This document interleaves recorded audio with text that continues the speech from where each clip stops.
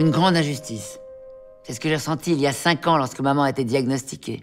Elle avait 57 ans et moi 35. Elle était trop jeune pour être malade et moi j'étais trop jeune pour être aidante. Et aujourd'hui je peux l'affirmer, c'est au début qu'on a le plus besoin d'aide. Car j'en aurais eu besoin à ce moment-là. Parce que pour moi, cela a été très dur. J'étais professeur des écoles en maternelle et j'avais 2 enfants en bas âge. J'avais choisi ce métier parce que je l'aime bien sûr, mais aussi pour avoir du temps pour ma famille.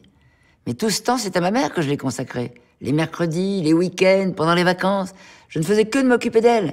J'allais la voir tout le temps, pour lui faire des courses, lui faire à manger, lui tenir compagnie, l'emmener au restaurant, au cinéma, dans les magasins. Je faisais tout pour qu'elle se sente vivante. Et puis au début, il faut faire tellement de démarches pour obtenir des aides à domicile, et cela demande aussi énormément de temps.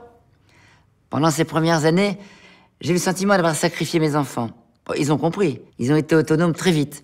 Mais je ressens beaucoup de culpabilité. J'étais tellement fatiguée, tellement angoissée. Un jour, j'ai oublié la casserole sur le feu. Un autre jour, j'ai oublié d'aller les chercher à l'école. J'ai été arrêtée 2 fois 4 mois, par épuisement et début de dépression. Mon mari n'a pas accepté la situation. Nous avons divorcé. Aujourd'hui, ça va mieux. J'ai obtenu un poste plus près de mon domicile et de celui de maman. Ma mère a 12 heures d'aide à domicile par jour, ce qui fait que je ne gère plus tout au quotidien. Mais j'ai encore du mal à lâcher. Je reste très présente. Je me pose beaucoup de questions pour la suite, car maman a beaucoup décliné ces derniers temps. Il faut s'adapter en permanence. Et puis il y a mon travail.